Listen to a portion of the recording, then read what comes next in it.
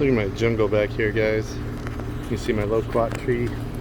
It's kind of hanging in there so far. It survived the first wave of 115 plus temps. Got my blackberry bush looking good. But back in the corner back there, a little over a year ago, I planted a black Monukka grape, which is a new grape variety for me. I have flame seedless and Thompson seedless, which you're probably familiar with those. Those are the common ones you get in the store. But this black Monukka is kind of new to me. So let me see if I can find my way back here. I got some Roselle hibiscus. Just everything's overgrown right now. But what I noticed here is these grapes have a tendency to produce in the second year. So the first year that you plant them, you won't get grapes, but in the second year it'll give you a couple samples, and that's what I got down here. So I wanted to try a different variety of grapes, and I wanted to do something a little darker. And so I saw some people were having success with these black Monukka, and man, there's not a whole lot of grapes there, but it's going to be enough for me to sample it. So you can see what I got going on here. A couple of those are underripe, but I'm going to go ahead and pull these off because birds are getting in here and pecking at them, and if they get a little hole in them, they'll start to dehydrate like that. And so I want to give these a try. They got a real nice dark color to them. So this is brand new to me. I have no idea what these taste like.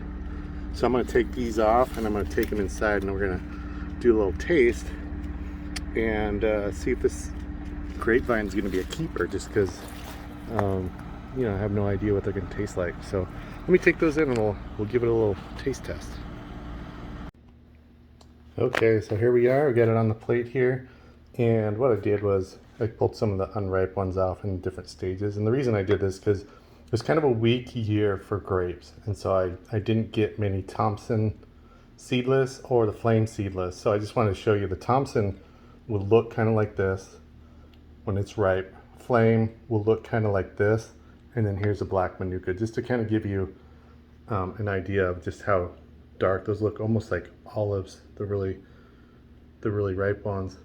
And so I also noticed this ripened, it's June 29th, so this tends to ripen a little bit later than the other ones. So getting different varieties like this will allow you to kind of have grapes ripening up at different times throughout June, so you just don't have this huge harvest that you're trying to figure out what to do with. So let me take a bite of one of these.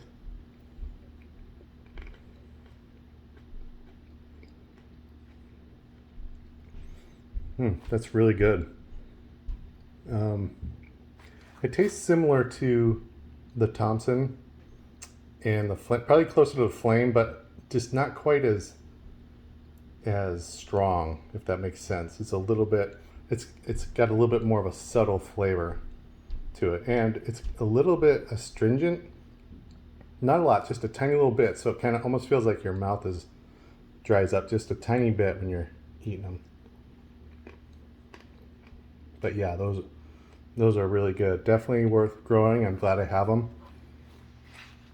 I notice they have a tiny little, very soft seed in them, but nothing. It's very soft, almost not noticeable. So anyway, let me go back out and I'll wrap this video up. These are definitely a keeper here. Hold on. I was getting ready to go outside and I started eating a couple more of these, and what I noticed was these that aren't fully ripe, as I was eating them, yeah, they have a little bit of a bitter taste to them. So this particular variety they might require you to pick them at the correct harvest time. More so than the Thompson seedless or the flame seedless. Those two varieties, if you get them a little bit early, they still taste pretty good, still very sweet. These, on the other hand, kind of have a very different flavor to them. This one here is nice and black, and it's going to taste nice and sweet. But these other ones are not going to be nearly as good. They're just going to have kind of a bitter taste to them. So just a quick note, I wanted to throw that out there in case you're considering this variety. Alright guys, so I just want to give you a kind of look here what I've done with vines. On the back wall here, you can see it's just kind of green the whole way with a little bit of bare spots. This one back here, this is my newest vine, so next year it'll fill in that area much better. But over here I have passion fruit vine.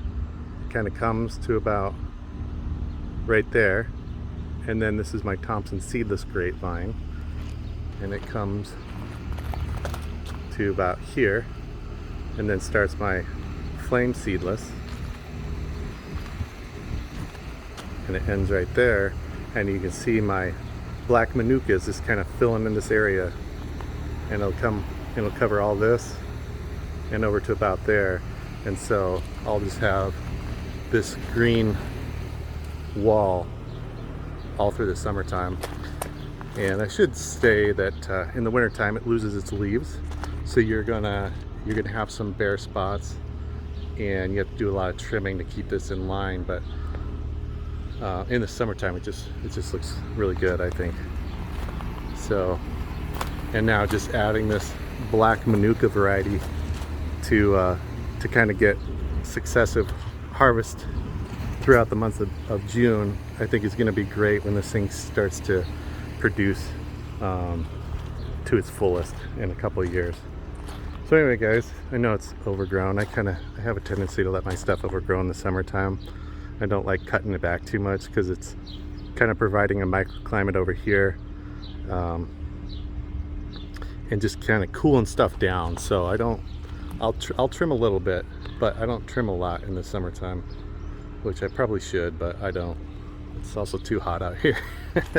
We've just been really hot so far. But anyway guys, I hope you enjoyed the video. If you're considering grapevines, Thompson seedless, flame seedless, and now I know black manuka seems to be another good one for here in the Phoenix hot desert area. So thanks for watching.